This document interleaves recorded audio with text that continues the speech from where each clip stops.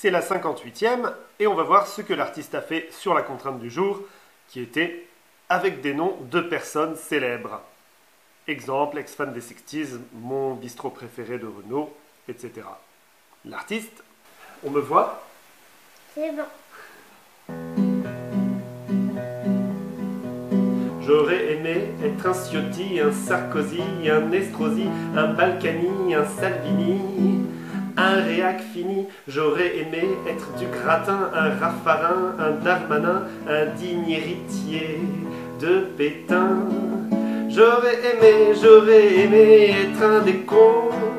J'aurais aimé être un décomplexé, décomplexé.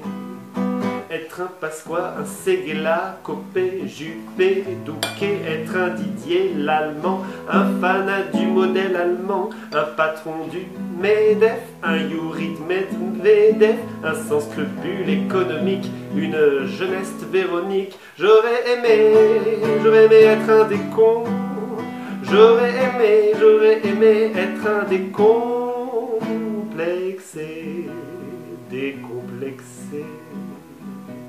Un petit Fillon, un bon gros Macron, une brune Poisson, as de la conservation, une Merkel, un Machiavel, une Pécresse, un champion de la bassesse, un Bush, un Trump, un Ronald Reagan, un voyou en col blanc. J'aurais aimé être un décomplexé. Au lieu de ça, je me prends la tête. Au lieu de ça, je cherche la petite bête. L'environnemental, le social, je me fais relou. Je me fais du mal. Aimer porter ce qui coûte cher, être une Margaret Thatcher, une Morano, Bolsonaro, Bernard Arnault, Jean-Pierre Pernaut, être de la famille Dassault. Oh, oh, oh, oh. J'aurais aimé être un déco. J'aurais aimé être un décomplexé. Ah, l'artiste, tu as pris un petit peu le contre-pied de ce qu'on pourrait attendre de noms de personnages célèbres. Pas mal, bien vu. Le courrier des lecteurs. Ah, premier courrier des lecteurs va m'entraîner vers un mea culpa. Jimmy écrit, tu parles d'une chanson sur laquelle j'aurais écrit mon texte pour hier, quelle est-elle? Alors mea culpa à la fois de l'artiste et de moi, parce que nous nous sommes dit, lui et moi, que effectivement Jimmy avait écrit sa chanson sur une musique préexistante dont j'aurais parlé ou l'artiste aurait parlé la fois d'avant. C'est-à-dire, en fait, il s'agissait de la chanson Belle, belle, belle de Clo-Clo. C'était bon, bon, bon. Enfin, je trouvais qu'il y avait un petit peu de ça, et l'artiste aussi trouvait ça dans l'écriture de Jimmy. Mais bon, apparemment, c'était une erreur, parce que Jimmy ne le savait pas. Et en plus, il y avait une erreur de penser ça était une erreur, étant donné que le texte de Jimmy ne collait vraiment pas au niveau des pieds. Mais bon, ça aurait pu, parce qu'il y avait le bon, bon, bon, ça a fait penser à Belle, belle, belle. Alors voilà, Jimmy, tu as ta réponse. Gilles de Ménilhortard. Je pense que 17h est un peu tard pour envoyer le courrier des lectrices et lecteurs, mais comme mon petit doigt m'a dit que notre présentateur est en vadrouille et qu'il ne sera pas chez lui avant 19h dans le meilleur des cas, on peut se permettre, nous aussi, d'être en retard. Tout ça pour dire que je n'ai rien à dire, c'était pour montrer qu'on pouvait tracer notre présentateur minute par minute. Ah voilà, je suis suivi, je suis tracé. Bien à vous tous. PS, à propos de personnages célèbres, si l'un ou l'une d'entre vous peut me donner le nom de l'auteur-compositeur qui a collaboré avec Molière aux Malades imaginaires, je vous en saurai gré. Merci. Oh, ben ça je peux te répondre, Gilles de Ménilhortard, c'est Charpentier. Je crois que c'est Gustave son prénom. En tout cas, il s'appelle Charpentier. C'est un compositeur. Alors, pas auteur-compositeur, parce que tout ce qui est chanté dans le Malade imaginaire d'origine, c'est Molière. Après, il y a le Malade imaginaire en La majeure, mais qui est du 21e siècle, hein, qui n'est pas du tout la même chose que la comédie-ballet, et qui est une adaptation d'un auteur-compositeur contemporain à nous. Je ne vais pas citer son nom, parce qu'il a déjà la grosse tête, et s'il commence en plus à être cité comme ça dans des émissions aussi vues et prisées qu'à vous de jouer, là, rien ne va plus l'arrêter. Voilà. Ben, c'était le courrier des lecteurs. Et l'artiste, tu vas nous faire entendre d'autres petites choses. Eh bien oui, effectivement, comme il a été dit dans le courrier des lecteurs, il y avait cette impression d'une chanson, d'une chanson de Claude François, Belle, Belle, Belle, qui aurait été reprise par Jimmy, mais en fait pas du tout. Et ce qui est amusant, c'est que si on triche, j'ai un copain qui fait quelque chose qui s'appelle Parzik et Museroll, il triche un peu de temps en temps, il y va au chausse-pied, comme on dit, pour faire coller des musiques avec des paroles qui sont pas faites pour... bon, souvent c'est pas au chausse-pied, souvent ça marche, mais des fois il y a un petit coup de chausse-pied. Je vais m'amuser avec quelque chose. Je vais reprendre la même chanson pour le texte de Jimmy de aujourd'hui. Alors on se dit, mais c'est pas possible, il peut pas faire toutes les chansons avec la même musique. Ah, avec un bon coup de chausse-pied, on peut faire beaucoup de choses. Hein, on peut faire beaucoup de choses. Ré. Oui, c'est bien Ré, ça vite de barrer. J'ai donné des cours de rime à Gainsbourg et des leçons piano à Sanson. J'ai fait débuter le jeune Aznavour et je prévois les adieux de Souchon. Je suis le bambino de Dalida et la petite Marie de Cabrel. Brel a écrit pour moi ne me quitte pas, mais je me suis quand même fait la belle. Ils me doivent tout, tout, tout, ils me doivent tout.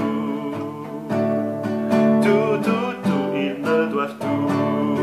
J'ai réécrit les tubes de Goldman, j'ai corrigé les fautes de Renaud, j'ai appris à chanter à Balavoine et j'ai donné le swing à Nougaro. J'ai conseillé le noir à Barbara, des costumes à paillettes pour Clo-Clo. Justement, Beko m'a piqué ma cravate à pois et Céline Dion mon fameux vibrato. Ils me doivent tout, tout, tout, ils me doivent tout. Tout, tout, tout, ils me doivent tout. J'ai fait fumer le cigare à Dutronc et la pipe à Brassens, bien entendu. Chopin s'est inspiré de mes brouillons, à moins que ce ne soit Mozart, je ne sais plus. Ou alors je me trompe, et c'est l'inverse. Ce sont eux qui ont chamboulé ma vie, qui me font vivre et puis qui me bouleversent. Alors que moi, je suis tout rikiki. Je leur dois tout, tout, tout, et je leur dois tout. Et je leur dois tout, tout, tout, et je leur dois tout. Super Jimmy, très belle chanson. Alors dans les participations, hein, quand même, on peut remarquer, on peut citer aussi la chose tendre de Christiane de Bucaramanga. Dans un coin de ma chambre, comme un cancre puni, et sans rien d'autre à faire, je me suis endormi d'un sommeil de cancre avec des rêves de potache. Soudain, en cours d'histoire, les Gaulois à moustache, bien escortés par Obélix et Astérix, c'est bien sûr le grand beau Vercingétorix qui arrête lui-même les Romains à Alésia. Le sanglier alimente mieux que la pizza. Le roi Louis rend la justice sous un chêne déjà centenaire. Puis pour éclater les chaînes, Louis XVI perd la tête et Robespierre aussi. Égalité et plus après du beau gâchis.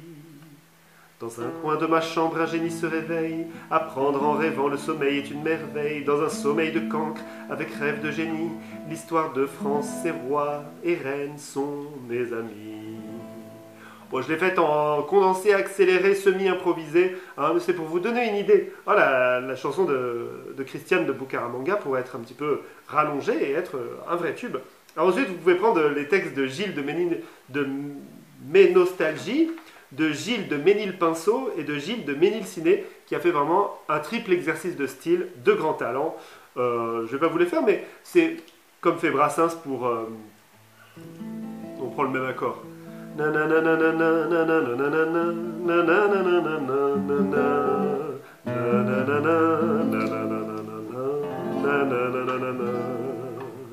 Me faire du cinéma sur l'écran des nuits blanches, avec tous les tontons, l'inoubliée et blanche, d'un bon coup de torchon de Monsieur Tavernier.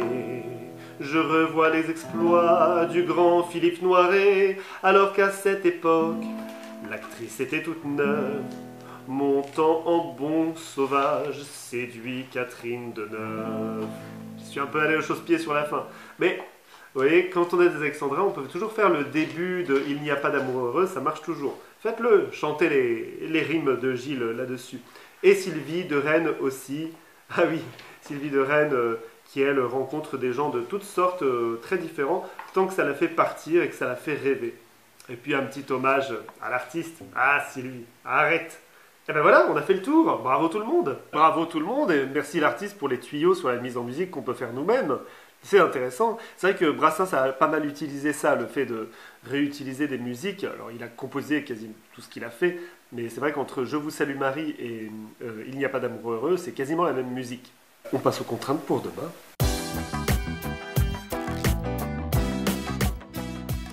Attention, les contraintes pour demain. Pour demain, vous allez avoir un thème qui s'appelle les écureuils. C'est Gemma de Pantin qui a donné ce thème. Vous devez le suivre. Vous avez souvent des thèmes donnés par Gemma, mais je pense qu'elle est pleine d'imaginaire et ça nourrit l'imaginaire. Et puis de toute façon, un thème est un thème. Ce qui compte, c'est comment on va le traiter. J'ajoute une petite contrainte, c'est que vous devez écrire un sextet. Vous pouvez en écrire plusieurs, mais il y en aura un qui sera mis en avant. Un sextet fait ainsi 4, 4, 8, 4, 4, 8, avec les rimes qui font A, A, B, C, C, B. A4, A4, B8, C4, C4, B8. C'est-à-dire qu'on a la rime entre les deux octosyllabes. Les écureuils, AAB, CCB, à vous de jouer!